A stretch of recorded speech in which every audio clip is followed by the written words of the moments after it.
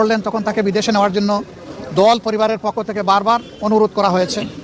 সরকার তো আমলে নেইনি, বরঞ্চ এগুলা নিয়ে বারবার উপহাস করেছে। আল্লাহ তাআলার বিচার, ইতিহাসের অমুক বিধান।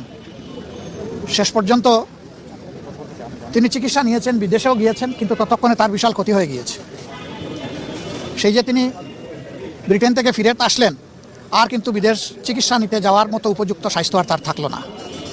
স্বাস্থ্যটা এতটাই ভেঙে পড়লো যে শেষ চিকিৎসা তাকে দেশেই নিতে হয়েছে। এই ক্ষেত্রে আমরা তার আত্মার মাগফিরাত কামনা করি। মহান রাব্বুল আলামিনের দরবারে দোয়া করি আল্লাহ তার বান্দির উপরে রহম করুন এবং জান্নাতের সর্বোচ্চ দরজা তাকে দান করুন।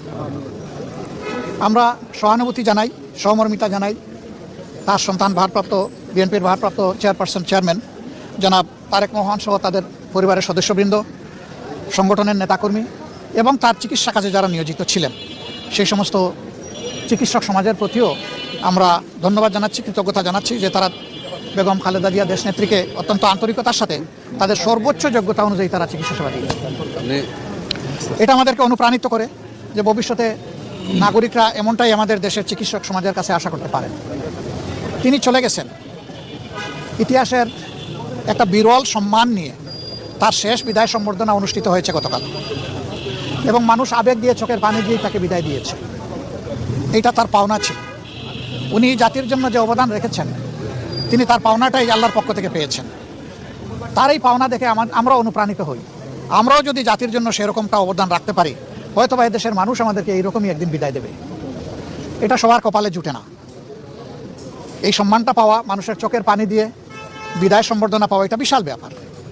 আমরা এই জন্য আল্লাহ রাব্বুল আলামিনের শুকরিয়া আদায় করি যে তিনি তার বান্দির প্রতি রহমশীল হয়েছেন। দেশ এখন একটা গুরুত্বপূর্ণ বাঁকে আছে। আগামী নির্বাচন অনুষ্ঠিত হবে একই দিনে, জাতীয় সংসদ নির্বাচন এবং গণভোট। সংস্কারের জন্য গণভোট আর সরকার গঠনের জন্য সাধারণ নির্বাচন। 12 তারিখের এই নির্বাচন নির্বিঘ্ন হোক, সুন্দর হোক এবং গ্রহণযোগ্য হোক। আমরা এটা দোয়া করি। আজকে এই বিষয় নিয়ে আমরা আলাপ আলোচনা করেছি এবং আমরা এটাও বলেছি, প্রিয় দেশের স্বার্থে অতীতে আমরা একসাথে কাজ করেছি, আগামীতেও দেশের স্বার্থে ইনশাল্লাহ আমরা একসাথে কাজ করব।